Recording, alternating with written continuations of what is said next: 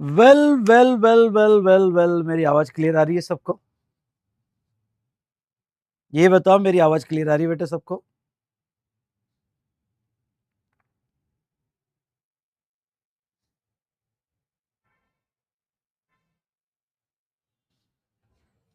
चलिए, तो बेटा ये जो हमारा सेशन था रैपिड रिवीजन आरआर का for CA CMA inter place of supply एक टॉपिक है, और ये टॉपिक जो है ओके आज हम लेने वाले हैं।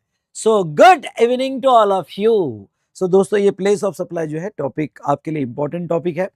कंटिन्यूअस क्वेश्चन नंबर 2 जो सॉरी क्वेश्चन नंबर 6 जो आपका जीएसटी का पूछा जाता है, उसमें एक 5 मार्क का क्वेश्चन प्लेस ऑफ सप्लाई पे होता ही है। इसलिए प्लेस ऑफ सप्लाई जो है, अभी आपने मेरा वीडियो सुनकर ओके इसको आज ही खत्म कर देना प्लेस ऑफ सप्लाई, इसके क्वेश्चंस भी आज भी देख लेना। तो चलिए हम देखते हैं प्लेस ऑफ सप्लाई हमारा chart revision.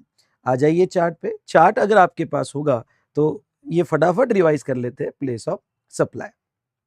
Okay, yes, place of supply. तो चलिए, अब प्लेस ऑफ सप्लाई में आपको क्या है, 4 डेफिनेशंस दी है। आ जाओ फटाफट प्लेस ऑफ सप्लाई पे आ गए। और मुझे बताओ अभी तक की रिवीजन आपको कैसी लगी, अच्छी लगी होगी तो कमेंट जरूर दीजिएगा। ओके, आपकी कमेंट्स जो है ना बड़ी इंपॉर्टेंट होती है। ओके, तो जो ऑफलाइन मोड में देखेंगे, क्योंकि मैंने शॉर्ट नोटिस पे आपको ये वीडियो अभी दिया है, क्योंकि अभी मेरे पास टाइम अवेलेबल था, तो मैंने सोचा कि चलो रिवीजन कर लेते हैं ऑनलाइन कनेक्ट होके। बहुत सारे स्टूडेंट्स को तो ओके शायद ये अभी जो हमारा टाइम बदल गया है तो उनको नहीं पता, लेकिन चलो आप ऑफलाइन मोड में अपने कंफर्ट के हिसाब से देखोगे तो भी प्लेस ऑफ सप्लाई में आपको ये बता दूं कि एक इंपॉर्टेंट टॉपिक है, और आपकी कमेंट जरूर देना कि ये प्लेस ऑफ सप्लाई जो है आपका ये रिवीजन कैसा लगा। चलिए, तो यहाँ पे एक डेफिनेशन है एक्सपोर्ट ऑफ सर्विस। आज तक तो नहीं पूछा, डेफिनेशन पे ज्यादा एम्फेसाइज मत करना। ओके, लेकिन जस्ट बता देता हूँ एक्सपोर्ट ऑफ सर्विस और export of goods, import of goods और इंपोर्ट ऑफ सर्विस, ये चारों डेफिनेशन जस्ट रीड करके जाना, कोई इतनी इंपॉर्टेंट नहीं है। ओके, एक्सपोर्ट ऑफ सर्विस ये डेफिनेशन हम क्यों पढ़ रहे हैं, या एक्सपोर्ट ऑफ गुड्स ये डेफिनेशन हम क्यों पढ़ रहे हैं? क्योंकि अगर आप एक्सपोर्ट करते हो तो वो सिचुएशन में जीरो रेट सप्लाई के बेनिफिट मिलते हैं, इसलिए ये डेफिनेशन यहाँ पे दी है। Okay, export of service, location of supplier in is India. Export कब बोला जाएगा? एक्सपोर्ट तब बोला जाएगा कि भाई साहब ओके सप्लायर जो है ना वो इंडिया में है, सप्लायर जो है वो इंडिया में है और सर्विस वो इंडिया के बाहर दे रहा है।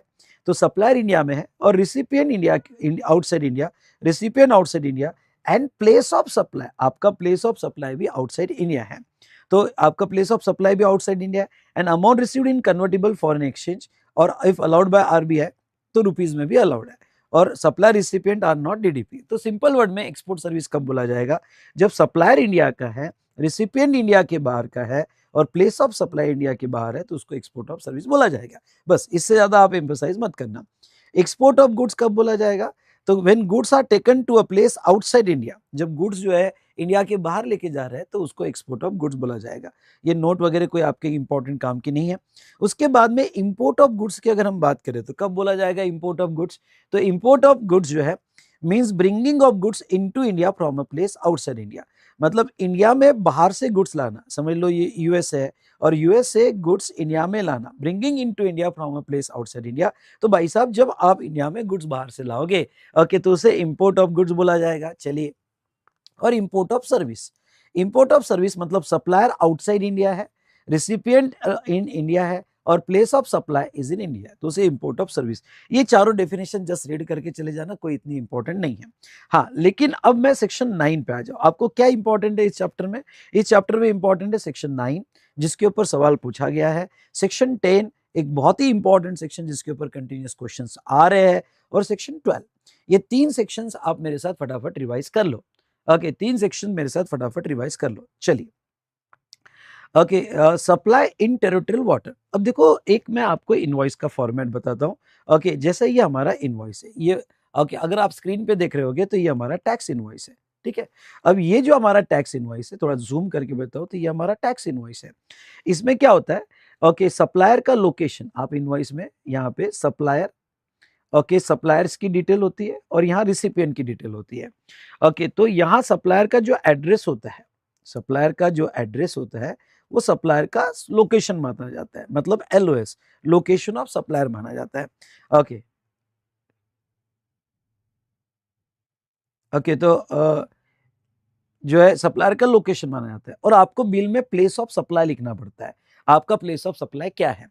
तो ये लोकेशन ऑफ सप्लायर, सुनो, ये लोकेशन ऑफ सप्लायर और ये प्लेस ऑफ सप्लाई, इसके बेस पे डिसाइड होता है कि ये इंट्रा है या इंटर है। अगर एलओएस और पीओएस इन सेम स्टेट में है तो इंट्रा होगा और आपको सीजीएसटी और एसजीएसटी लगाना पड़ेगा।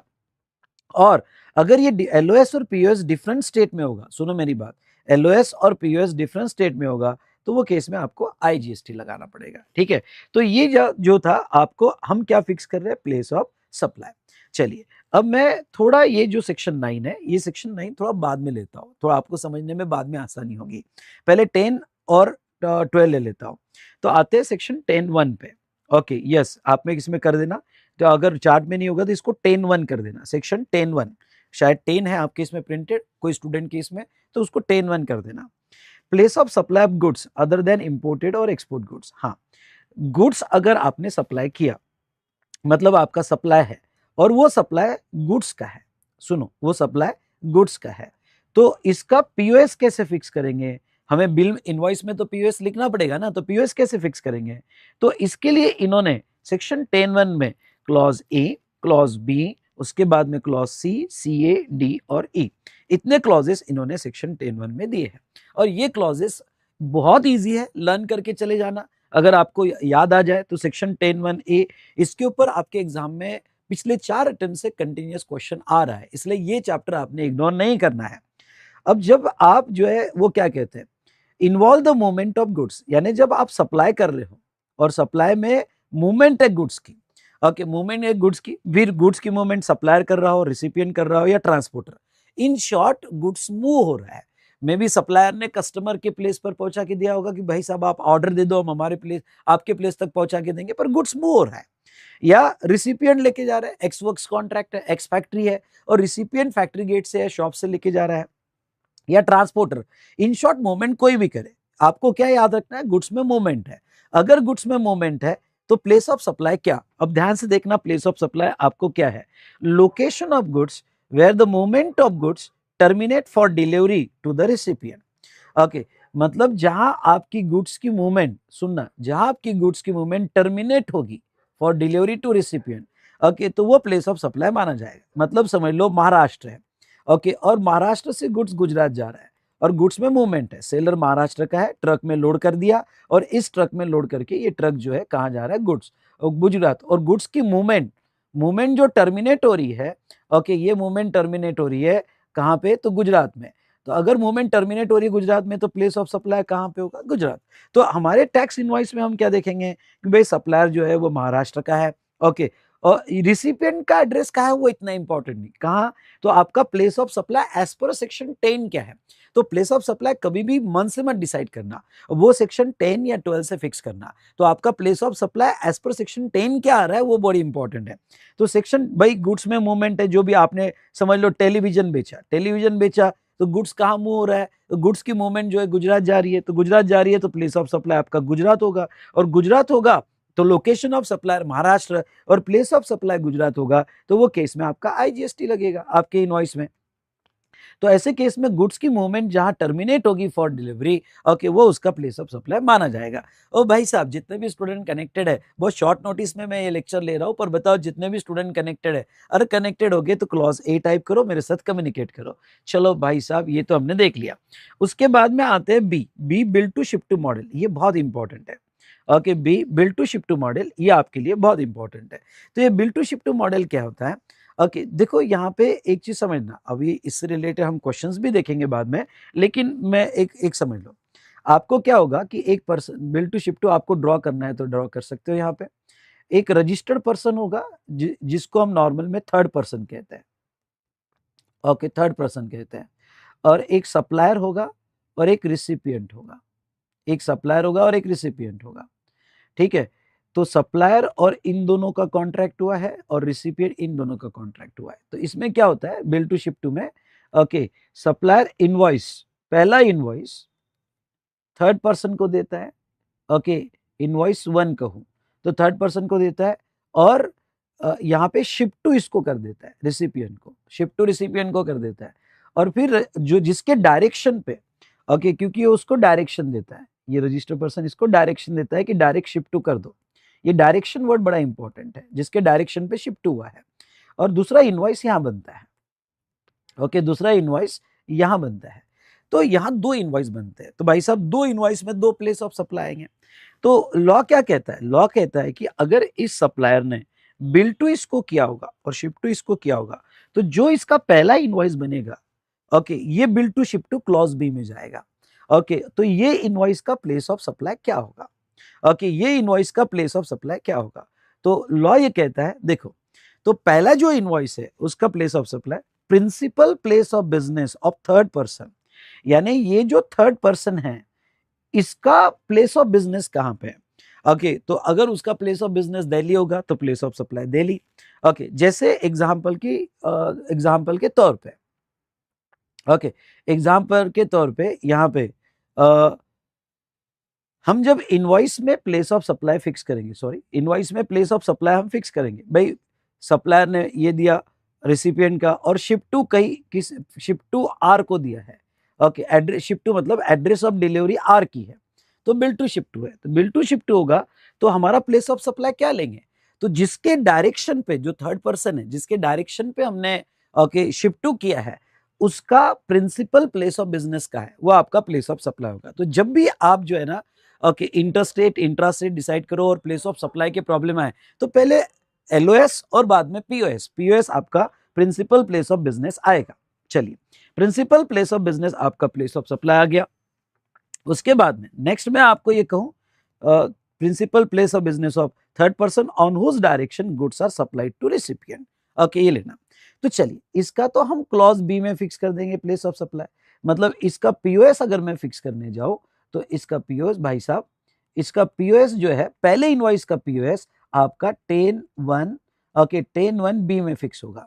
अब कभी कभी क्या पूछते हैं कि भाई जो ये सेकंड इनवॉइस बन रहा है, सेकंड इनवॉइस किसके बीच में बन रहा है? सेकंड इनवॉइस रजिस्टर्ड पर्सन और रिसिपिएंट के बीच में बन रहा है।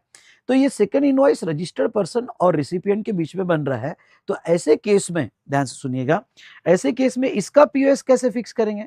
तो इसका पीओएस, भाई यहाँ तो मूवमेंट टर्मिनेट हुई ना, गुड्स आया, मूवमेंट टर्मिनेट हुई, यहाँ पे टर्मिनेट हुई, तो इसका प्लेस ऑफ सप्लाई 10-1 ए से फिक्स होगा। इसलिए जब भी बिल टू शिप टू वाला ट्रायंगल दिखा आपको, तो पहले तो आपने प्रॉब्लम में ट्रायंगल बना लेना, और ट्रायंगल बना के ओके पहला इनवॉइस ढूंढना और दूसरा इनवॉइस ढूंढना। पहला इनवॉइस का प्लेस ऑफ सप्लाई 10-1 बी से फिक्स होगा और दूसरे इनवॉइस का प्लेस ऑफ सप्लाई 10-1 ए से फिक्स होगा। ये क्लॉज बी समझा क्या बेटा? प्रॉब्लम लेंगे हम, ओके, कुछ प्रॉब्लम तो मैं आरआर में ले रहा हूं आपके रेफरेंस के लिए, जरूर लेंगे। बी समझा होगा तो फटाफट बी टाइप करके बताओ। ओके, ये हुई ना बात। ओके, क्या बात है, जो स्टूडेंट मजा मजा आ गया, मजा आ गया, एमजेड लिख रहे हैं, ये हुई ना बात। ओके, चलिए, तो बी टाइप करके बताओ। चलो, अब मैं आ जाता हूं क्लॉज सी पे। सी क्या कहता है? कभी कभी goods does not involve the movement. अब कभी कभी होता है ना, as is where is basis, इसको हम कहते हैं as is where is basis. Where is basis मतलब जहां गुड्स है, जहां वहीं बेचा आपने। ओके, जैसे मैं रेगुलर क्लास में आपको जनरेटर का एग्जांपल देता हूँ। अपने प्रेस्टीज पॉइंट पे जनरेटर हमने खरीदा था, तो जिसका जनरेटर था वो जनरेटर वही फिट था, वो भी प्रेस्टीज पॉइंट पे था पुणे में, और हमने खरीदा, हम भी वही बिल्डिंग में है। तो मैंने कहा ठीक है ना, तेरे कनेक्शन इधर कर दे, गुड्स मूव नहीं हुआ, गुड्स ने मूव नहीं हुआ, जनरेटर बस कनेक्शन शिफ्ट कर दिया हमने वो जनरेटर खरीद के, क्योंकि पुराना जनरेटर खरीदा था। तो as is where is basis पे होता है। तो वो केस में what is the place of supply? Place of supply क्या आएगा? ओके, ये सेकंड कॉलम पे ज्यादा एम्फसाइज मत करना। ओके, सेकंड कॉलम पे डायरेक्ट प्लेस ऑफ सप्लाई देख लेना। तो ओके, तो प्लेस ऑफ सप्लाई क्या? तो place of supply location of goods. अब गुड्स में मूवमेंट नहीं है, तो गुड्स का लोकेशन कहां पे है? At the time of giving delivery. At the time of giving delivery goods का जहां लोकेशन होगा वो प्लेस ऑफ सप्लाई माना जाएगा। तो चलो, ये हो गया क्लॉज ए हमारा, बहुत ही सिंपल। सेक्शन 10 बहुत सिंपल है, थोड़ा बहुत डिफिकल्ट है तो सेक्शन 12 डिफिकल्ट है, 10 डिफिकल्ट नहीं है। ओके, तो मूवमेंट होगी तो क्या, बिल टू शिप टू होगा तो क्या, मूवमेंट नहीं होगी तो क्या। उसके बाद में ये बहुत इंपॉर्टेंट है, इंस्टीट्यूट ने इसके ऊपर 2 बार क्वेश्चन पूछा है। ओके, 10-1 सी और अमेंडमेंट थी लास्ट ईयर की। ओके, और इसके ऊपर एक सर्कुलर भी है। 10-1 सी क्या है? Supply of goods to unregistered person. अगर आपने अनरजिस्टर्ड पर्सन को सप्लाई किया, it overrides 10-1 A and C. Okay, it's override 10-1 A and C. मतलब क्या, मैं आपको ये बता दूं, मतलब वो कहना चाहते हैं कि अगर आपका सेल यूआरपी को है, समझ लो मेरी स्टेशनरी शॉप है, स्टेशनरी शॉप में एक बंदा आ गया, पेंसिल खरीदने आ गया, तो पेंसिल खरीदने आ गया तो मैंने, अब वो तो बंदा अनरजिस्टर्ड है, स्टूडेंट है भाई साहब, ओके, बंदा तो अनरजिस्टर्ड है, तो अगर कोई भी सेल आप B2C करोगे, आई रिपीट, ओके, अनरजिस्टर्ड मतलब मैं आपको सिंपल कह देता हूं, B2C करोगे, तो अगर आप B2C करोगे तो फिर आप 10(1)CA लगाओगे। मतलब ये हुआ कि 10(1)A applicable to B2B transaction, 10(1)C applicable to B2B transaction। मतलब क्या, मतलब अगर आपने B2B किया, इनवॉइस में B2B किया, तो जहां गुड्स की मूवमेंट टर्मिनेट होगी वो प्लेस ऑफ सप्लाई लो, अगर गुड्स में मूवमेंट नहीं है और B2B किया तो जहां गुड्स का लोकेशन है वो लो। लेकिन अगर आपने B2C किया तो आपको क्लॉज ए और सी नहीं लगाना है, तो आपको क्या लगाना है, B2C के केस में प्लेस ऑफ सप्लाई, जब भी अनरजिस्टर्ड पर्सन को दोगे तो प्लेस ऑफ सप्लाई क्या होगा आपका, if address of the recipient exist. फिर अब जो है, अब इनवॉइस में आप जब जाओगे तो इनवॉइस में आप प्लेस ऑफ सप्लाई रिसिपिएंट के एड्रेस पर रहेगा। मतलब आपने B2C सेल किया, भाई वो एक छोटा बच्चा आया और पेंसिल खरीदने आया, मैंने कहा बेटा तू एड्रेस बताएगा तेरा कहाँ पे रहता है, ओके मैं ना मैं यहाँ पे पुणे में रहता हूँ, ओके तो आप बेटा तो ठीक है, पुणे में कहाँ रहता है, जाओ मैं नहीं बताता, और भाग गया वहां से। तो अब क्या होता है, B2C में हो सकता है आपने एड्रेस लिखा हो या हो सकता है एड्रेस नहीं लिखा हो, ओके, तो अगर आपने एड्रेस लिखा है, एग्जिस्ट है, तो आपने लिख दिया पुणे, ठीक है भाई, छोटा बच्चा पुणे, ठीक है, उसने नाम बताया होगा तो पुणे लिख दिया। अगर आपने एड्रेस में पुणे भी लिख दिया या एटलीस्ट स्टेट कोड भी लिख दिया, स्टेट कोड भी लिख दिया तो भी चलेगा, ओके, स्टेट कोड महाराष्ट्र भी लिख दिया आपने और कोड लिख दिया तो फिर वो क्या कहते हैं, वो ये कहते हैं, ध्यान से सुनो, कि if address of the recipient exist, तो address recorded in the invoice, जो उसका एड्रेस है वो उसका प्लेस ऑफ सप्लाई, तो प्लेस ऑफ सप्लाई पुणे माना जाएगा। If address of the recipient does not exist, अब वो बच्चा भागी गया, एड्रेस ही नहीं बता रहा है, मैंने कहा बच्चे सुनना, तू जो अभी पेंसिल लिया, चॉकलेट लिया, एड्रेस तो बता के जा, कौन से स्टेट में रहता है, बात ही नहीं कर रहा है, ओके, इन शॉर्ट बहुत सी बार जब आप B2C करते हो तो एड्रेस नहीं लिखते हो, नाम ही लिखते हो। अब इनवॉइस में एड्रेस नहीं है तो place of supply location of supplier लेना पड़ेगा आपको, ओके, ए भाई समझा क्या, लोकेशन ऑफ सप्लाई। और यहां सुनना, यहां पे आपने एड्रेस में स्टेट कोड भी डाल दिया तो भी चल जाएगा, हमें स्टेट ही चाहिए ना, स्टेट कोड डाल दो तो भी चलेगा। तो इन शॉर्ट अगर आप B2C करोगे तो वो मोमेंट के बेस पर नहीं है, B2C के केस में आप रिसिपिएंट का क्या एड्रेस लिख रहे हो, एड्रेस होगा तो वो, नहीं होगा तो वो ले लेना, ठीक है। तो हाँ, अब ये एक इंपॉर्टेंट डिस्कशन सर्कुलर है जो मैंने अमेंडमेंट में कवर किया था। देखो मैं अभी चार्ट रिवीजन में अमेंडमेंट्स तो कवर कर रहा हूँ, लेकिन यार थोड़ा ना ओपन रहो, ओके, अमेंडमेंट चार्ट में रिवीजन होगा, ग्रिप नहीं आएगी। मैंने अमेंडमेंट्स का क्या 1.5-2 घंटे का लेक्चर दिया, थोड़ा स्पीड में देख लेना, पर अमेंडमेंट देख लेना, क्योंकि अभी आपको उसका इंपॉर्टेंस नहीं समझ में आएगा। ओके, अभी तो ऐसा लगेगा अरे यार ये भी देखो छोड़ देना, ये छोड़ देते, वो छोड़ देते, अभी तो छोड़ने का अप्रोच आपका ज्यादा रहेगा। लेकिन बेटा जो चीज कर सकते थे, जैसा लाइफ में मैं आज भी बहुत सी बार डेली सोचता हूँ कि यार ये चीज मैं बहुत अच्छे से कर सकता था और कम टाइम में कर सकता था, और वो टाइम वेस्ट किया, उसमें मैंने कर लेता तो ज्यादा अच्छा होता। और समझ लो अमेंडमेंट पे 5 मार्क का क्वेश्चन है तो आपको बहुत रिग्रेट होगा, बहुत रिग्रेट होगा। इसलिए अमेंडमेंट इवन तो मैं रिवीजन कर रहे हो, सब कर रहे हो, लेकिन एक बार 1.5 घंटे का लेक्चर देख लेना ना। ओके, अमेंडमेंट का लेक्चर मैंने डाला हुआ है, ओके, मेरे यूट्यूब चैनल पे थिंक जीएसटी थिंक विशाल सर पे, या फिर डिस्क्रिप्शन में जो टेलीग्राम लिंक दी हुई है तो वो टेलीग्राम लिंक आप ज्वाइन करो, स्क्रॉल करोगे तो आपको इंटर की अमेंडमेंट्स मिल जाएगी। ओके, थोड़ा स्क्रॉल करोगे तो ओके, तो या वन स्टॉप सॉल्यूशन लिंक पे मिल जाएगी, तो अमेंडमेंट देख लेना। Supply through eco, address of delivery recorded in the invoice. हाँ, लेकिन अभी क्या हो रहा है, ईसीओ के ट्रांजेक्शन B2C बहुत ज्यादा हो रहे हैं। मतलब क्या, एग्जाम्पल के तौर पे सप्लायर और अमेजोन, ओके, अमेजोन है, ओके, और सप्लायर है, और अमेजोन के थ्रू B2C, ओके, समझ लो यहाँ पे, ओके, रोनित है, रोनित जो है यहाँ अपने, ओके, कोई उसकी फ्रेंड है, गर्लफ्रेंड है, उसको अमेजोन के थ्रू दिवाली का गिफ्ट भेज रहा है। ओके, तो उसने क्या किया, अमेजोन को बोला इनवॉइस उसको मत देना, मेरे को देना, उसको नहीं पता रहना चाहिए क्या प्राइस है, इनवॉइस मेरे को देना, अमेजोन वालों को बोला, और शिप टू उसको कर देना, शिप टू उसको कर लेना। अब ये ईसीओ के थ्रू अगर माल बेचा गया, सुनो मेरी बात, ईसीओ के थ्रू अगर माल बेचा गया तो फिर प्लेस ऑफ सप्लाई क्या हो रहेगा ये केस में, अमेजोन के थ्रू बेचा गया तो वहां सर्कुलर आया, एड्रेस ऑफ डिलीवरी, सुनो, हाँ, एड्रेस ऑफ डिलीवरी जो गर्लफ्रेंड का एड्रेस है वो प्लेस ऑफ सप्लाई रहेगा, ये याद रखे जाना। ओके, एड्रेस ऑफ डिलीवरी वो लिया जाएगा। चलिए, ये सीए समझा क्या? तो चलो भाई सीए समझा होगा तो सीए बन जाओ फटाफट, चार्टर्ड अकाउंटेंट। ओके, तो 10-1 सीए बताओ समझा होगा तो। Installation and assembly of goods at site. भाई साहब अब क्या हुआ कि मुझे ओके मैं कोई गुड्स साइट पे असेंबल कर रहा हूँ, बहुत सी एसी प्लांट है, मशीनरी है, ओके साइट पे असेंबल करके बना रहा हूँ। अब देखो सर, ये बताओ सर, ए में और ये डी में क्या डिफरेंस है? ए में गुड्स रेडी है, गुड्स असेंबल नहीं हो रहा है। भाई ये जो है, ये एग्जांपल लो, ये टैब रेडी है, रेडी टैब है, कोई साइट पे असेंबल करने वाला नहीं हूं। तो कोई मशीनरी है रेडी है, कैमरा रेडी है, टेलीविजन रेडी है, लाइट्स रेडी है। तो जो गुड्स रेडी है वो आप मूव कर रहे हो, और यहाँ पे गुड्स रेडी नहीं है, आप साइट पे जाके बनाओगे। ओके, साइट पे जाके बनाओगे।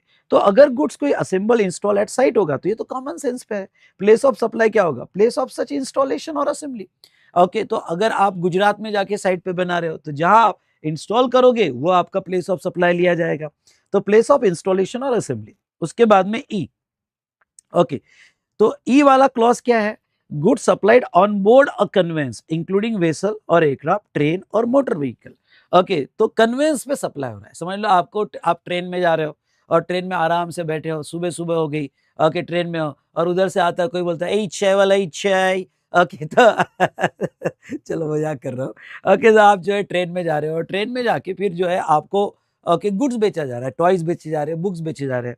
तो ऑन बोर्ड किसी ट्रेन में, किसी वेसल में, शिप में, किसी एयरक्राफ्ट में, ओके जैसे एयरक्राफ्ट में एयर होस्टेस आती है और आपको गुड्स सेल करती है। तो अगर कोई ऑनबोर्ड सेल हो रहा है तो अब उसका प्लेस ऑफ सप्लाई क्या? समझ लो जो आपको टॉयज बेच रहा है वो एक कंपनी है। ओके, ट्रेन चल रही है, झिक झिक झिक झिक झिक झिक, और वो टॉयज बेच रहा है। अब वो प्लेस ऑफ सप्लाई क्या फिक्स करेगा? तो वो ऐसे थोड़ी क्या, ओके यहाँ विंडो से देखेगा, खिड़की से देखेगा हम कौन से स्टेट में है, कौन से गांव में है, वो ऐसे थोड़ी देखेगा। ओके, और रात होगी तो क्या दिखेगा उसको, कौन से स्टेट एंड कौन से गांव में है। ओके, तो प्लेस ऑफ सप्लाई क्या, जब वो बेच रहा है तो प्लेस ऑफ सप्लाई क्या? तो यहां ध्यान रखना, जब कन्वेंस भैया एयरक्राफ्ट में जा रहे हैं आप, एयर होस्टेस ने आपको कोई गुड्स बेचा जो कैटलॉग में था, वो ऐसे विंडो के नीचे थोड़ी देखेंगे कौन से स्टेट के ऊपर है, ये थोड़ी पॉसिबल है। तो वो केस में प्लेस ऑफ सप्लाई क्या? Location of goods where, sorry, location at which goods were taken on board. जो गुड्स तुमने बेचा वो वो बोर्ड पे कब लिया था, वो कन्वेंस में कब लिया था, कौन से स्टेट से लिया था। ओके, वो इंपॉर्टेंट है, और उसके बेस पर आपका प्लेस ऑफ सप्लाई फिक्स किया जाएगा। तो ये बहुत ही सिंपल। अब मैं आपको ये बता दूं क्या, पिछले 4 एग्जाम में प्लेस ऑफ सप्लाई के क्वेश्चंस कंटिन्यूअस क्वेश्चन नंबर 6 में, ए या बी में पूछे गए, जिसमें 2 बार गुड्स के पूछे गए, 2 बार सर्विस के पूछे गए। देख लेना आप एनालिसिस करके, 2 बार गुड्स के पूछे गए, 2 बार सर्विसेज के पूछे गए। तो अब समझ लो गुड्स के पूछे ना, तो ये बहुत सिंपल है, आपका लग समझ लेना। तो मतलब ये क्या हुआ, प्लेस ऑफ सप्लाई का 50% चैप्टर आपने खत्म कर दिया। ओके, अब सर्विस में जितना आपको याद रहे, मैं तो कोशिश करूंगा कि आपको सर्विस में, पर सर्विस में कुछ स्टूडेंट को डिफिकल्ट जाता है प्लेस ऑफ सप्लाई। और क्या होता है, सर्विस के प्लेस ऑफ सप्लाई डिफिकल्ट जाने की वजह से वो प्लेस ऑफ सप्लाई ना, ये चैप्टर को डिफिकल्ट समझ लेते हैं। तो बेटा सर्विस की वजह से गुड्स का आ गया तो फिर क्या करेंगे, हाथ के मार्क्स थोड़ी छोड़ना है। ओके, कैसा डिफिकल्ट सोच के छोड़ना, ये गलत बात है। सेक्शन 10 तो पढ़ के चले जाना। ओके, सेक्शन 10 भी पढ़ के चले जाए, फिर 12 लेंगे ना, 12 में भी बहुत सी चीजें इजी है, उसको इजी इजी करते जाएंगे। ओके, बहुत सारी चीजें इजी है तो उसको इजी इजी करते जाएंगे। ठीक है, चलो। तो अब प्लेस ऑफ सप्लाई में अब क्वेश्चनर में आते हो, तो क्वेश्चनर में क्वेश्चन नंबर 5 पे आ जाओ। Question number 5 bill to ship to वाला है। अच्छा क्वेश्चन है। ओके, पढ़ के जाना, अच्छा क्वेश्चन है। पीएसएल लिमिटेड और रजिस्टर्ड पर्सन इन चंडीगढ़। भाई पीएसएल था और पीएसएल रजिस्टर्ड पर्सन चंडीगढ़ का था। Punjab, order from CMR limited और registered person in Ranchi. Okay, अब सीएमआर ने ऑर्डर दिया किसको, पीएसएल को। ओके, सीएमआर ने ऑर्डर दिया पीएसएल को, sorry registered person Punjab, orders from CMR limited और registered person Ranchi Jharkhand for delivery of goods to MHT limited. तो अब देखो यहां पे थोड़ा समझ लेना, वो क्या कहते हैं,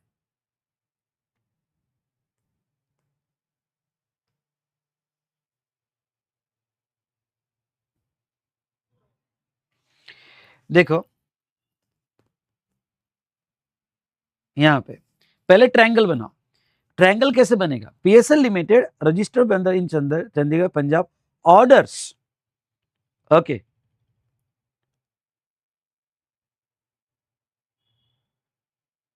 तो इसने ऑर्डर दिया फ्रॉम सीएमआर, तो किसने ऑर्डर दिया? पीएसएल, तो मैं यहां लूंगा ये ट्रायंगल बन गया तो इजी हो गया। पीएसएल किसको ऑर्डर दिया? सीएमआर को। ओके, और सीएमआर को क्या बोला कि तू एमएसटी को दे दे, तू एमएसटी को दे दे। तो यहाँ पे ये जो हुआ थर्ड पर्सन, इसने इसको डायरेक्शन दिया और इसने जो है यहाँ पे डिलीवर कर दिया। यह इनवॉइस 1 बनेगा और यहाँ इनवॉइस 2 बनेगा। तो यस, तो अब प्लेस ऑफ सप्लाई क्या? बिल टू शिफ्ट हो गया। Determine the place of supply for both of the above supplies. Both मतलब इनवॉइस 1 और इनवॉइस 2 का प्लेस ऑफ सप्लाई फिक्स करो। तो इनवॉइस 1 का प्लेस ऑफ सप्लाई 10(1)(b) में फिक्स होगा और इनवॉइस 2 का प्लेस ऑफ सप्लाई 10(1)(a) में फिक्स होगा। ओके, तो 10(1)(b) में जो सीएमआर ने बिल दिया, ओके, पहला बिल किसने दिया था बेटा? सीएमआर ने। तो सीएमआर ने जो बिल दिया उसका प्लेस ऑफ सप्लाई जिसकी डायरेक्शन पे गुड्स दिया, यानी पीएसएल का प्रिंसिपल प्लेस ऑफ बिजनेस। तो पीएसएल का प्रिंसिपल प्लेस ऑफ बिजनेस कहां पे है? तो पीएसएल का principal place of business Chandigarh Punjab में है। तो उसका प्लेस ऑफ सप्लाई पहले इनवॉइस का चंडीगढ़ पंजाब हो जाएगा। फिर पीएसएल ने किसके साथ ट्रांजैक्शन किया? एमएसटी के साथ। तो एमएसटी को तो डायरेक्ट गुड्स की मूवमेंट हुई, एमएसटी को गुड्स की मूवमेंट हुई, तो उसके केस में okay, supply made by PSL to MST और गुड्स की मूवमेंट टर्मिनेट हुई। अच्छा, टर्मिनेट कहां पे गुड्स की मूवमेंट? यहाँ पे तो रांची झारखंड में, तो रांची झारखंड में टर्मिनेट हुई, तो उसका place of supply Ranchi Jharkhand माना जाएगा। ये समझा क्या बेटा? Question number 5। क्वेश्चन नंबर 5 समझा होगा तो बोलिए यस सर। एक और अच्छा क्वेश्चन है जो मैं लेना चाहता हूँ, ओके, ई कॉमर्स ऑपरेटर का, जो आरटीपी में 25 में और एग्जाम में आ सकता है। देखो, mister Bindusar is a employ of Galgotia and sons working in Mumbai Maharashtra. एक बिंदुसार था, एम्प्लॉय था, ओके, और working in Maharashtra. Mister Bindusar is unregistered person under GST. Bindusar unregistered था। His family is located in Bareilly Uttar Pradesh. उसकी फैमिली बरेली उत्तर प्रदेश में थी। His son require laptop for his school project on urgent basis. उसका बच्चा कहा कि मुझे लैपटॉप चाहिए भाई, अर्जेंट बेसिस पे चाहिए। Therefore mister Bindusar place an order on amazing. Amazing उन्होंने नाम बदल दिया, .in ई कॉमर्स ऑपरेटर। तो भाई बिंदुसार है, सॉरी, ओके, ये बिंदुसार है और बिंदुसार ने amazing.com पे ऑर्डर दिया, ईसीओ है, ओके, और ईसीओ में बच्चे के लिए ऑर्डर दिया और बच्चा बरेली में था, ओके, उसका बेटा बरेली में था, उसका सन बरेली में था। बिंदुसार कहाँ था? महाराष्ट्र में था। ठीक है। E commerce for supply of laptop latest configuration for his son which is delivered to his residential place Bareilly. Delivery कहाँ हुई? बरेली में। Mr. Bindusar, while placing an order on e-commerce platform amazing.in, provide billing address of his apartment Mumbai. Billing address Mumbai का लिया and okay, ध्यान से सुनना, billing address Mumbai का लिया और उसके बाद में, हाँ, बिलिंग एड्रेस मुंबई का लिया लेकिन डिलीवर्ड किया बरेली में। तो बोलो फटाफट कहाँ आ जाएगा इसका प्लेस ऑफ सप्लाई? तो नए सर्कुलर के हिसाब से, ओके, चलो पहले तो ये सप्लाई B2C है यानी अनरजिस्टर्ड को है, तो वो केस में location as per address of unregistered person लिया जाता है। लेकिन अगर सीबीआईसी सर्कुलर देखा जाए और आप ईसीओ के थ्रू सप्लाई कर रहे हो, ओके, तो वो केस में एड्रेस ऑफ डिलीवरी लिया जाएगा। तो ऐसे केस में आपका प्लेस ऑफ सप्लाई, ओके, यहाँ पे बरेली उत्तर प्रदेश लिया जाएगा।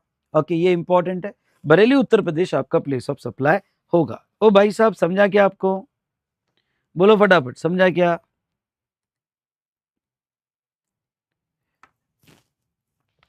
चलिए, तो ये जो एक्सपेक्टेड क्वेश्चन मुझे थे वो मैंने यहाँ पे ले लिए, ओके, जो आपके एग्जाम में मुझे लगता है कि आ सकते हैं एग्जाम में। चलो अब आ जाओ सेक्शन 12 पे, आ जाओ फटाफट सेक्शन 12 पे। Place of supply of services. Services के प्लेस ऑफ सप्लाई क्या है? ओके, तो थोड़ा ये समझ लो, सर्विसेज के place of supply, general rule for all services. कोई भी सर्विस का प्लेस ऑफ सप्लाई जब आप फिक्स करोगे तो देखो, अब मैं आपको थोड़ा ये समझा देता हूं। सर्विस के केस में आपने डिवाइड करना B2B और B2C में, ओके, B2B और B2C में। तो पूरा जो सेक्शन 12 पढ़ोगे तो कुछ ऐसी सर्विसेज है, ओके, 12(2), 12(5), 12(7), 12(8), 12(9), ओके, 12(9) और 12(13), 12(9) और 12(13), ये जो 6 सर्विसेज है, ओके, यहाँ पे 12(13) तक, तो ये थोड़ा लर्न कर लेना। ओके, एक जो है जनरल ऑल सर्विसेज, उसके बाद में training and performance appraisal services, organization of event including ancillary service, that is sponsorship, transport of goods, mail or courier. Just a minute beta, just a minute.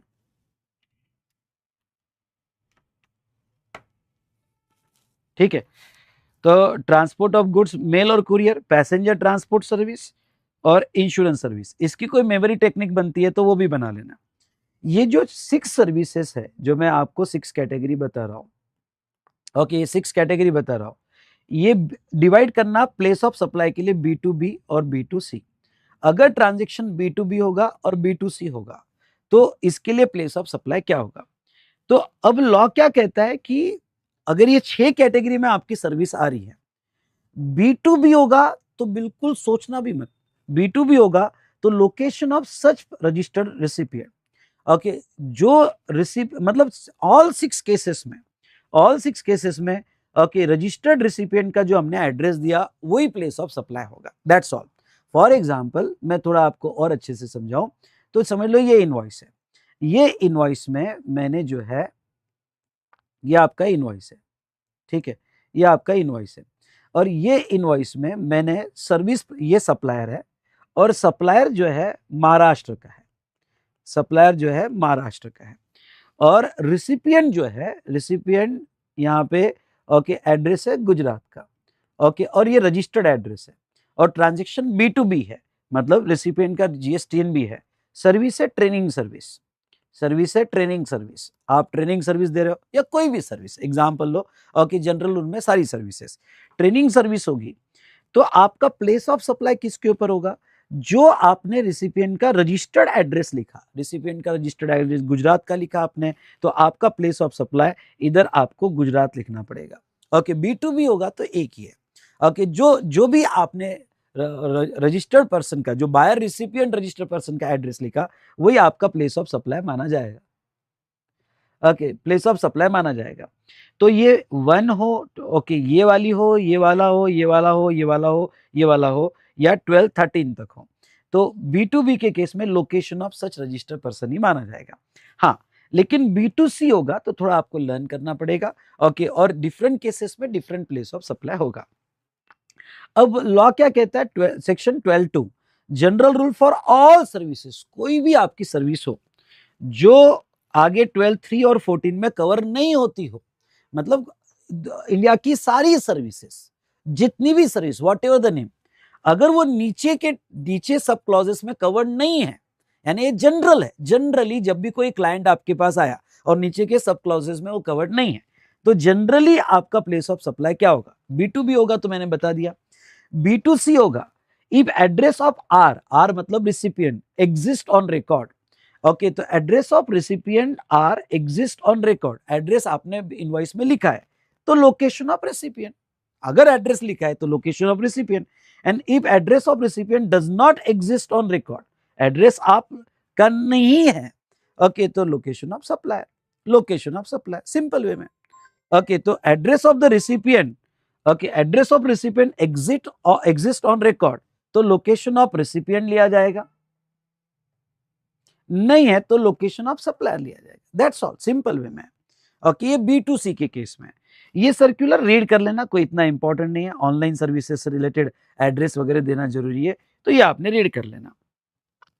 उसके बाद में training, हाँ, आपकी service अगर training and performance appraisal होगी, मतलब हमारे tuition classes वगैरह ट्रेनिंग एंड परफॉर्मेंस सर्विस होगी, B2B होगा तो लोकेशन ऑफ रजिस्टर्ड पर्सन, लेकिन अगर आपकी B2C होगी तो location where services actually perform, हाँ, B2C होगी तो location where service actually perform, जैसे अभी हमारे फेस टू फेस क्लासेस है, B2C है, सारे स्टूडेंट B2C में आते हैं, तो जहाँ सर्विस परफॉर्म हो रही, आप ऑनलाइन ले रहे हो, ऑनलाइन ले रहे हो जिसका पे कर रहे हो, तो अगर आप ऑनलाइन ले रहे हो और पे कर रहे हो, तो जहाँ मैं सर्विस परफॉर्म कर रहा हूँ, मैं पुणे में परफॉर्म कर रहा हूँ सर्विस, ओके, तो वो मेरा प्लेस ऑफ सप्लाई, ये इंटरप्रिटेशन है, पर यहाँ थोड़ा अलग अलग व्यू है, ज़्यादा डिटेल में नहीं जाना है, ओके, बस आपको ये लेना है कि B2C होगा तो प्लेस वेयर सर्विसेज परफॉर्म, ये इंपॉर्टेंट है।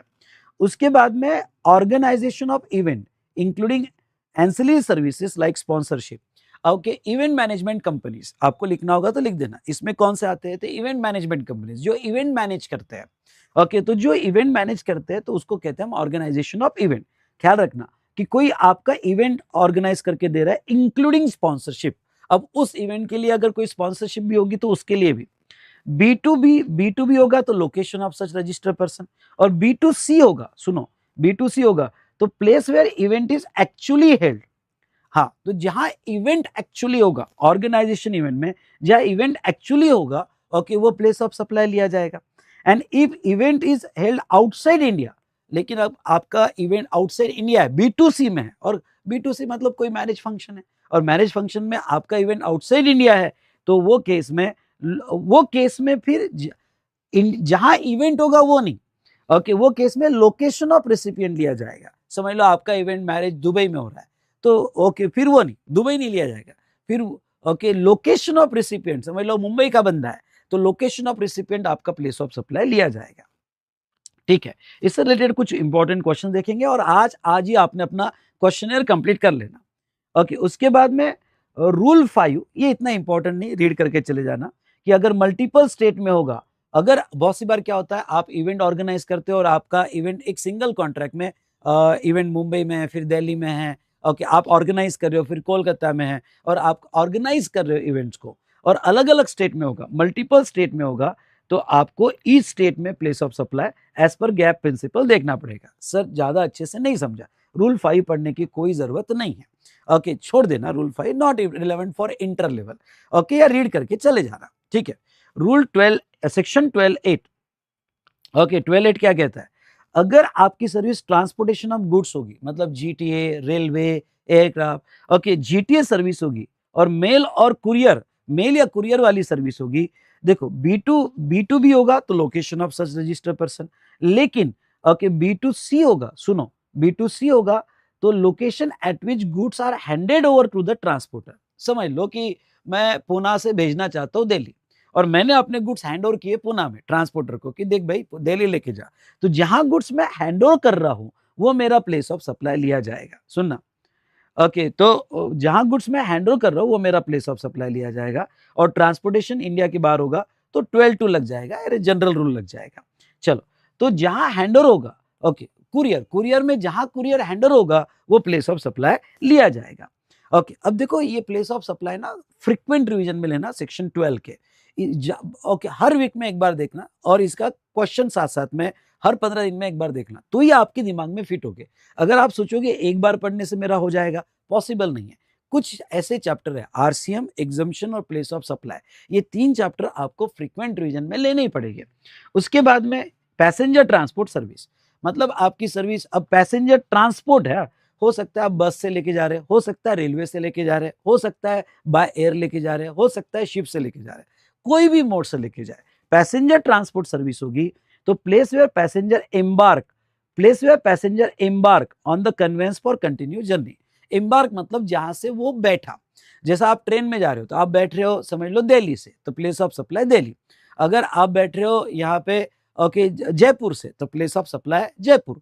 अगर बी2सी होगा, आई रिपीट, बी2सी होगा, बी2बी होगा तो वो तो क्लियर है, ओके, बी2बी होगा तो जहां okay location of registered recipient होगा वो लिया जाएगा, लेकिन बी2सी होगा तो वो सिचुएशन में ओके जहां से पैसेंजर बैठेगा ना। अब उसमें एक नोट है, नोट क्या है, right to passage for future use where point of embarkation is not known. समझ लो आप दिल्ली मेट्रो का कार्ड ले रहे हो, और आप मेट्रो नोएडा टू दिल्ली है, ओके, नोएडा दिल्ली में आपने कार्ड ले लिया, मेट्रो कार्ड ले लिया, ओके, 1 महीने का मेट्रो कार्ड ले लिया, लेकिन आपको पता ही नहीं है यार, ओके, जैसे, या फिर चंडीगढ़ से, समझ लो ये मेट्रो है, चंडीगढ़ से ओके हरियाणा, या चंडीगढ़ से इधर पंजाब मेट्रो है, ओके, तो आप 2 स्टेट में मेट्रो है, कहाँ से बैठोगे नहीं पता है आपको, और आपके पास मेट्रो पे, तो आपने राइट्स टू पैसेज लिया, राइट टू पैसेज मतलब मेट्रो कार्ड लिया, और आप कहाँ से बैठोगे आपको पता नहीं है, तो फिर उसका प्लेस ऑफ सप्लाई आप 12(9) से नहीं फिक्स करोगे, 12(2) से फिक्स करोगे। सर 12(2) मतलब क्या, मतलब एड्रेस होगा रेसिपिएंट का तो वो नहीं होगा, तो लोकेशन ऑफ सप्लाई। लेकिन अगर वो यहाँ पे नॉर्मल पैसेंजर सर्विस होगी तो जहां से एम्बार्क होगा, लेकिन अब राइट टू पैसेज है, कोई आपने महीने भर का राइट लिए हुए है, मेट्रो कार्ड लिया हुआ है, और पॉइंट ऑफ एम्बार्केशन नोन नहीं है, तो फिर 12(2) लगाओ, और 12(2) से उसका प्लेस ऑफ सप्लाई फिक्स किया जाएगा।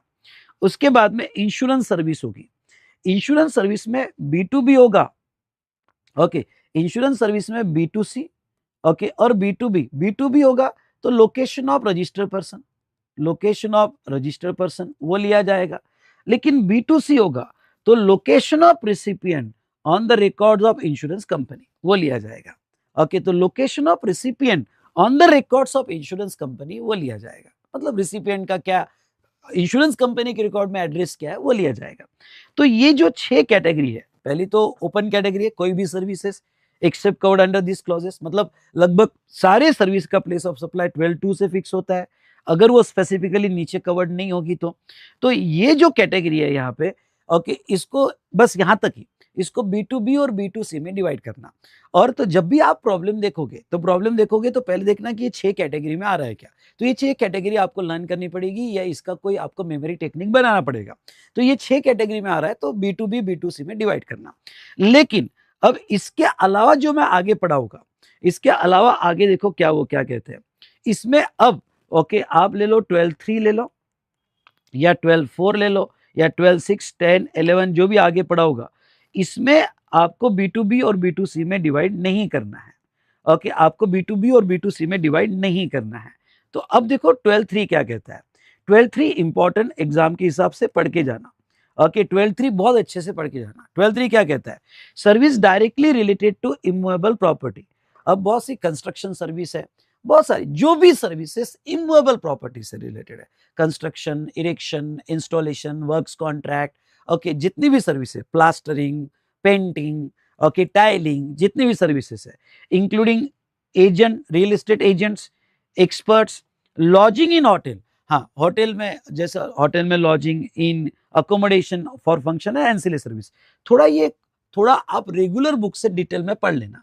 ओके, तो जो भी services including renting, accommodation service, okay, including renting, accommodation service, lodging service, okay, जो इमूवेबल प्रॉपर्टी से रिलेटेड है, तो अगर आपका ये सर्विस होगी या बोट और वेसल से रिलेटेड सर्विसेज होगी, आई रिपीट, बोट और वेसल से रिलेटेड सर्विसेज होगी, तो location at which immovable property और बोट और वेसल इज लोकेटेड, तो इसका प्लेस ऑफ सप्लाई कहाँ होगा, जहां इमूवेबल प्रॉपर्टी होगी। तो ये रेगुलर बुक से डिटेल में देख लेना, जहां इमूवेबल प्रॉपर्टी होगी उसका प्लेस ऑफ सप्लाई वो लिया जाएगा। और अगर बोट और वेसल पे सर्विस दिया होगा तो जहां बोट और वेसल होगा वो प्लेस ऑफ सप्लाई यहाँ पे माना जाएगा। ठीक है, अब इसमें एक रूल 4 है, मुझे नहीं लगता कि इंटर लेवल में पूछेंगे, पर भाई मैं पढ़ा देता हूँ। कभी कभी क्या हो जाता है कि समझ लो मैं मल्टीपल स्टेट में सर्विसेज दे रहा हूँ, जैसे मेरे ओके जैसा ये है कि होटल्स है, मेरा होटल महाराष्ट्र में भी है, मेरी होटल चेन जो है पंजाब में भी है, मेरी होटल चेन राजस्थान में भी है। ओके, ली मेरिडियन ले लो या मैरियट ले लो, मैरियट जो है अलग अलग होटल में, ओके, मतलब हर स्टेट में होटल्स है। अब आपने मैरियट का एक पैकेज लिया होटल का, और आपने पैकेज लिया 8 नाइट्स 9 डेज का पैकेज लिया। मैरियट ने एक पैकेज निकाला था कि भाई ये 8 दिन का पैकेज हम आपको देते हैं और आप हमारे होटल में कहीं पे भी रह सकते हो, या महिंद्रा और महिंद्रा का पैकेज है कि कहीं पे भी पूरे इंडिया में आप हमारे होटल में रह सकते हो। ये कंप्लीट एक पैकेज है, जितना रहना है आप रह सकते हो। तो आपने प्लान किया, और आपने क्या प्लान किया कि चलो ठीक है एक काम करते हैं, ओके, हम महाराष्ट्र में 2 दिन रुकेंगे, उसके बाद में राजस्थान में रुकेंगे, और उसके बाद में अलग अलग होटल पे रुकेंगे। 8 दिन का पैकेज आप यूज कर रहे हो। अब देखो क्या हो जाता है, ये पैकेज का सिंगल प्राइस आपसे 2 लाख रुपए लिया गया, 8 दिन का 2 लाख रुपए लिया गया, पर ये 2 लाख में सर्विस सिर्फ महाराष्ट्र में नहीं ना, उसके मल्टीपल स्टेट में है। आपको वो लॉजिंग सर्विस जो दे रहा है होटल में, वो मल्टीपल स्टेट में दे रहा है।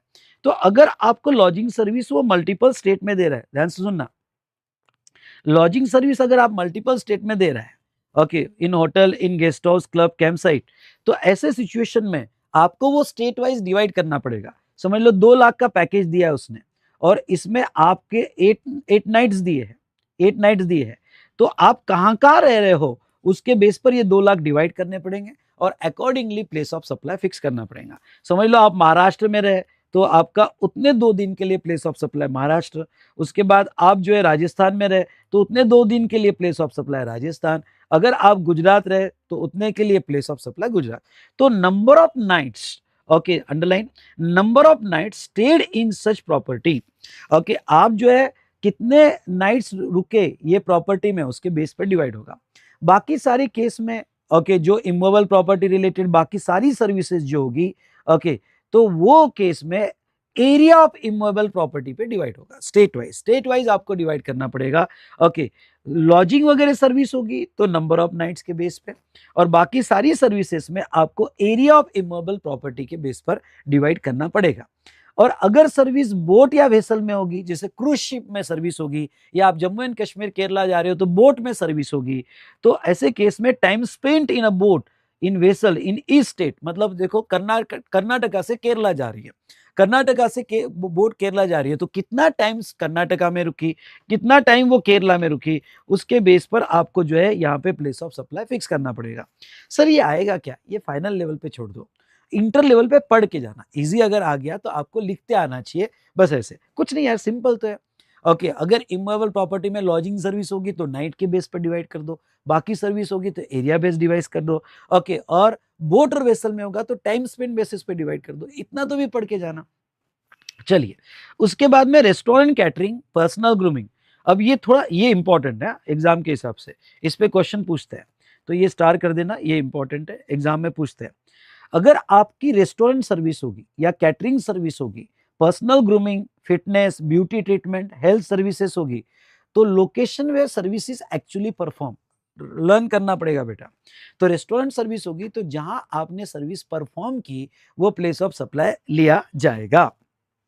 उसके बाद में एडमिशन, एडमिशन मतलब टिकट चार्जेस, सुनो, एडमिशन मतलब ticket charges, admission to event और अम्यूजमेंट पार्क और एंसिलरी सर्विस। समझ लो आप कोई अम्यूजमेंट पार्क में जा रहे, कोई इवेंट में जा रहे, टिकट चार्जेस लग रहे हैं, तो उसका प्लेस ऑफ सप्लाई क्या है, टिकट, जो टिकट आएगी उसमें प्लेस ऑफ सप्लाई भी लिखा होगा और जीएसटी भी लगा के होगा, तो उसका प्लेस ऑफ सप्लाई कहाँ फिक्स होगा, तो where the event is actually held, okay, और वेयर पार्क इज लोकेटेड, मतलब जहां इवेंट है या पार्क है वो उसका प्लेस ऑफ सप्लाई माना जाएगा। Services on a board conveyance, अब देखो दोनों में डिफरेंस है। ऊपर जब हम सेक्शन 10 पढ़ रहे थे तो सेक्शन 10 में गुड्स सप्लाई हुआ बोर्ड पे, अब कभी कभी सर्विसेज भी सप्लाई होती है ऑन बोर्ड कन्वेंस, तो अब देखो गुड्स के लिए अलग है और सर्विस के लिए अलग है, ये पॉइंट ध्यान में रखना। अगर ऑन बोर्ड सर्विस दी गई कोई कन्वेंस पे, तो location of first schedule point of departure of the conveyance for the journey. अब थोड़ा ये समझना, first schedule point of the departure of the service, समझ लो ओके, आप ओके यहाँ पे प्लेन में बैठे और वो पुणे से बैठे, और प्लेन का फर्स्ट डिपार्चर आज का पुणे से ही है, मतलब वो जर्नी स्टार्ट कर रहा है तो फर्स्ट डिपार्चर पुणे से। आप ओके प्लेन में उड़ गए, ऊपर आपने एयर होस्टेस को बुलाया और बोला कि भाई ओके मुझे फूड वगैरह प्रोवाइड करो। अब फूड जो है वो कैटरिंग सर्विस में आता है, कैटरिंग सर्विस में आता है, या कोई आपने मूवी वगैरह देखी, आप एयरक्राफ्ट में देख रहे हो, तो अब वो एयर होस्टेस बोली भाई ये मूवी के तो चार्जेस लगेंगे, तो ठीक है, आपने कहा कितने चार्जेस लगते हैं, या इंटरनेट चाहिए कितने चार्जेस लगते हैं, या आपने क्रेडिट कार्ड निकाला, वो आए, अब वो एयर होस्टेस बिल बनाने लगी। अब बिल बनाते वक्त प्लेस ऑफ सप्लाई लिखना पड़ता है क्योंकि उसके बेस पर सीजीएसटी, एसजीएसटी और आईजीएसटी होता है। तो अब एयर होस्टेस को यहाँ पे प्लेस ऑफ सप्लाई क्या लिखे, सर्विस, वो सर्विस दे रही है आपको, इंटरनेट फैसिलिटी, मूवी वगैरह के चार्जेस लगा रही है, सर्विस दे रही है, तो प्लेस ऑफ सप्लाई क्या लिखे, तो लॉ कहता है वो प्लेस ऑफ सप्लाई जब पहली बार एयरक्राफ्ट कौन से शेड्यूल पॉइंट से यहाँ पे उड़ा, ओके, तो फर्स्ट डिपार्चर पॉइंट क्या था, तो फर्स्ट डिपार्चर पॉइंट जो था वो उसका प्लेस ऑफ सप्लाई माना जाएगा। अब देखो गुड्स के केस में जहां से गुड्स लोड हुआ, जहां से वो गुड्स लोड हुआ जो बेचा गया वो लिया जाएगा। सर्विस के केस में जहां से फर्स्ट डिपार्चर पॉइंट था, फर्स्ट डिपार्चर पॉइंट था, वो प्लेस ऑफ सप्लाई लिया जाएगा। ये समझा क्या बेटा, ये समझा होगा तो बोलो यस सर समझ में आया। ओके, उसके बाद में 12-11 आपकी टेलीकॉम सर्विस इंक्लूडिंग, मतलब टेलीफोन, आपका मोबाइल वगैरह, data, internet data, broadcast, cable, DTH service होगी।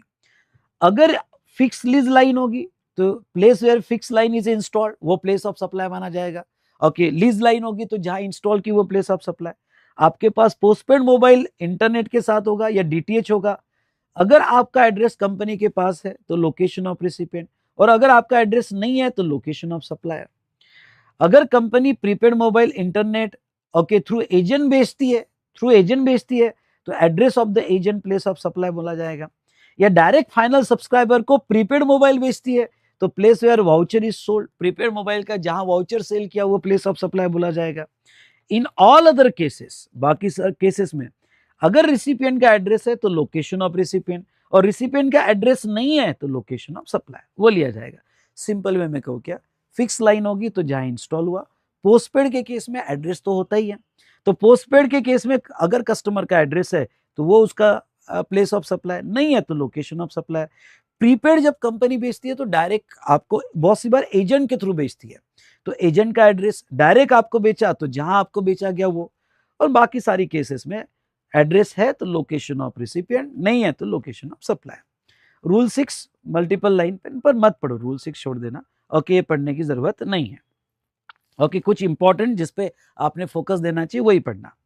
उसके बाद में banking and financial sector including stock brokerage, underline stock broker, मतलब कोई इंडिया की सारी बैंक्स या सारे फाइनेंशियल सेक्टर्स, इंडिया की सारी बैंक्स या सारे financial sector, okay, including brokers, stock brokers, इनका प्लेस ऑफ सप्लाई जब भी ये बिलिंग करेंगे, बैंक्स बिलिंग करेगी, स्टॉक ब्रोकर बिलिंग करेंगे, तो इसका प्लेस ऑफ सप्लाई क्या? If address of recipient exist तो location of recipient, and if address of recipient does not exist तो location of supply. Okay, supplier. और 12-14 वो आपको पढ़ने की जरूरत नहीं, गवर्नमेंट के केस में वो अलग अलग केस में ई स्टेट में फिक्स करना पड़ेगा, 12-14 पढ़ने की जरूरत नहीं।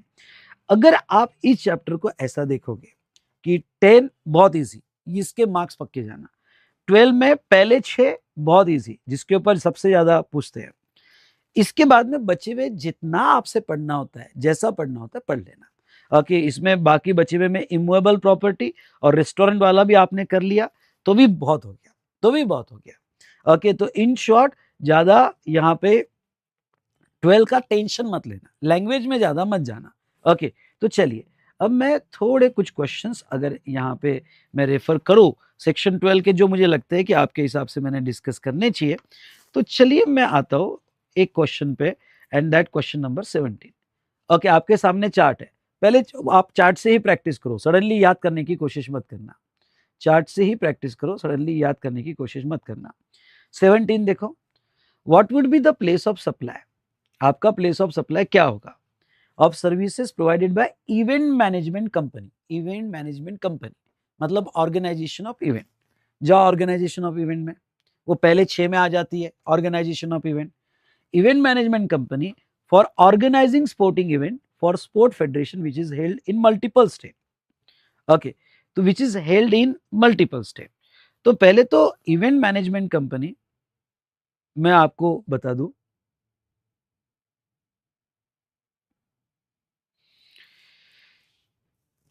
अगर रिसिपिएंट रजिस्टर्ड है, B2B B2C में डिवाइड होगा, अगर रिसिपिएंट मल्टी रजिस्टर्ड है तो प्लेस ऑफ सप्लाई क्या होगा? तो location of such registered person. अगर वो रजिस्टर्ड नहीं है तो फिर जहां इवेंट होगा वो प्लेस ऑफ सप्लाई लिया जाएगा। दूसरा, अगर ये मल्टीपल स्टेट में प्रोवाइड हो रहा है, इवेंट आप मल्टीपल स्टेट में कर रहे हो, तो आपका place of supply E state में माना जाएगा, आपका place of supply E state में माना जाएगा।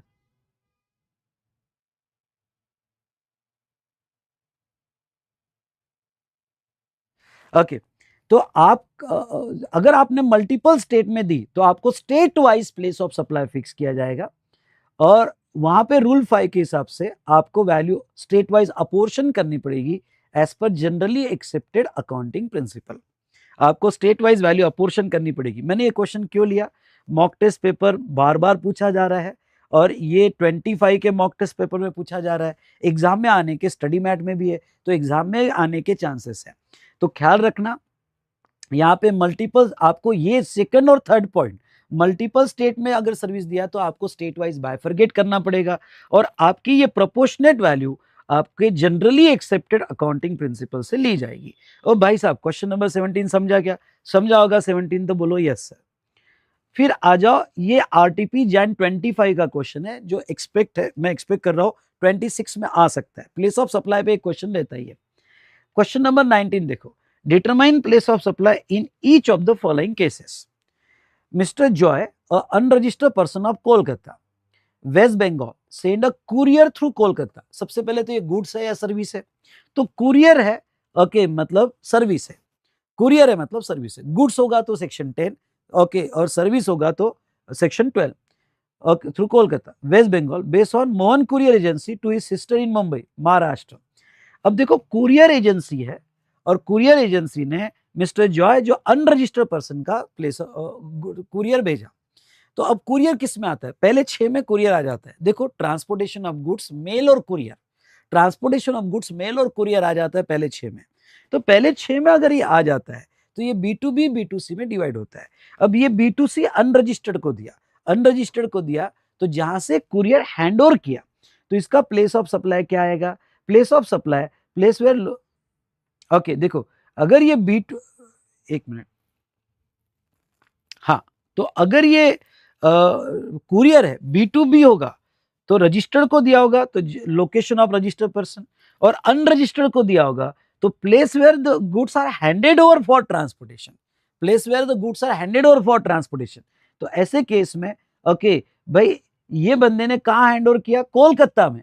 अगर ये बंदे ने हैंड ओवर किया कुरियर कोलकाता में तो प्लेस ऑफ सप्लाई कहाँ माना जाएगा? Kolkata. Okay place of supply कहाँ माना जाएगा? कोलकाता। चलो बी में ले लेता हूं। ओके तो ट्रांसपोर्ट वाला, पैसेंजर गुड्स वाला वो भी अच्छे से पढ़ के, पहले 6 तो बिल्कुल अच्छे से पढ़ के जाना।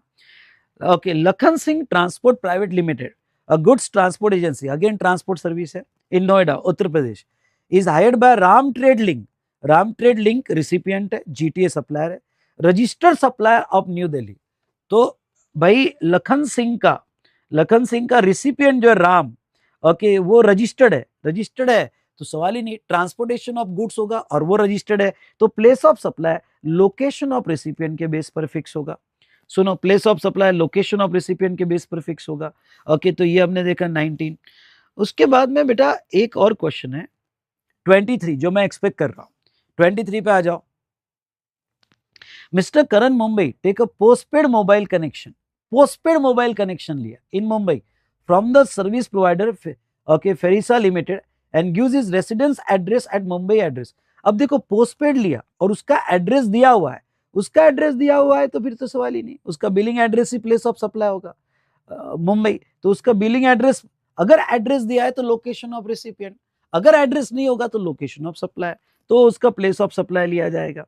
ओके तो ये जो पोस्टपेड मोबाइल था, टेलीकम्युनिकेशन सर्विस थी, पोस्टपेड थी तो एड्रेस अगर है तो लोकेशन ऑफ रेसिपिएंट, एड्रेस नहीं है तो लोकेशन ऑफ सप्लाई, वो लिया जाएगा। तो देखो ऐसे कुछ क्वेश्चंस है डिस्क्रिप्शन में, और कुछ क्वेश्चंस आपको इंपॉर्टेंट क्वेश्चंस पढ़ने हैं और डिस्क्रिप्शन में देख लेना और वो जरूर आज कंप्लीट करना। डन डन डन डन, ये समझ में आया क्या? चलो एक लास्ट कंसेप्ट पे आते हैं और section 9, section 9 place of supply पे। यहां तक बहुत अच्छे से समझ में आया होगा। देखो रिवीजन तो करना पड़ेगा, आपको बार बार पढ़ना पड़ेगा, इसमें समझाने लायक कुछ नहीं है, ओके आपको लर्न करने लायक है। समझा होगा तो बोलो मजा आ गया।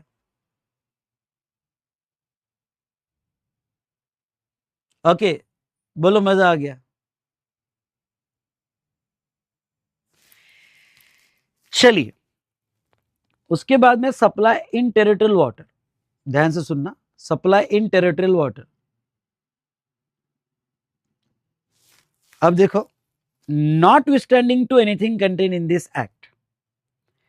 अब बहुत सी बार क्या होता है यहां पे लोकेशन ऑफ सप्लाई, सुनो लोकेशन ऑफ सप्लायर इंडिया में है और उसने सर्विस टेरिटोरियल वाटर में दी, उसने सर्विस टेरिटोरियल वाटर में दी, या यानी उसका place of supply territorial water, या हो सकता है location of supply territorial water में और service place of supply okay इधर होगा। अब देखो कभी कभी क्या होता है, अगर आपका सर्विस टेरिटोरियल वाटर में होगा where location of supplier in territorial water और place of supply in territorial water, सुनो location of supplier in territorial water and place of supply in territorial water.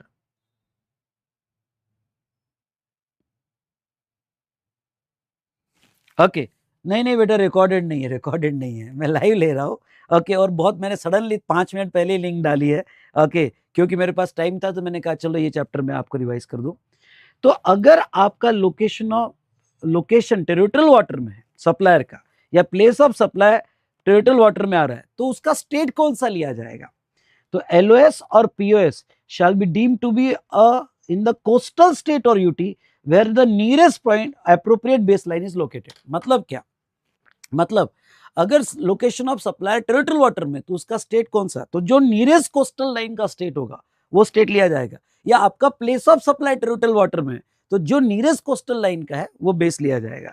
तो ये था बेटा रिगार्डिंग टू हमारा chapter place of supply, और place of supply इस तरह से हमने ये चैप्टर को कंप्लीट किया। बस मैं इतना ही करना चाहूंगा कि इंपॉर्टेंट क्वेश्चन की लिस्ट मैंने डिस्क्रिप्शन में दी है, और फटाफट आपने ये वीडियो देखने के बाद ओके इंपॉर्टेंट क्वेश्चन की लिस्ट देख लेना, ठीक है। Done done done done. तो बेटा यहाँ पे ओके अगर आप प्लेलिस्ट देख रहे होगे तो प्लेलिस्ट में मैंने बहुत सारे लगभग सारे चैप्टर्स रिवाइज कर दिए। अब 2 ही चैप्टर बाकी है, रजिस्ट्रेशन और इनवॉइस।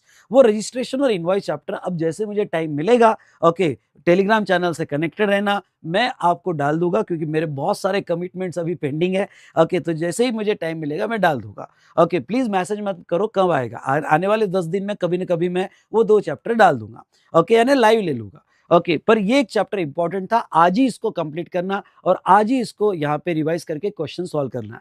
तो आई होप आपको जो है मजा आ गया होगा। ओके ये चैप्टर अच्छे से रिवाइज हो गया होगा, क्या पढ़ना चाहिए और क्या छोड़ना चाहिए मैंने ये चैप्टर में आपको बता दिया है। बस ये एग्जाम में इस तरह से पढ़ाई करो। चलिए दोस्तों मिलते हैं नेक्स्ट सेशन में। Thank you so much.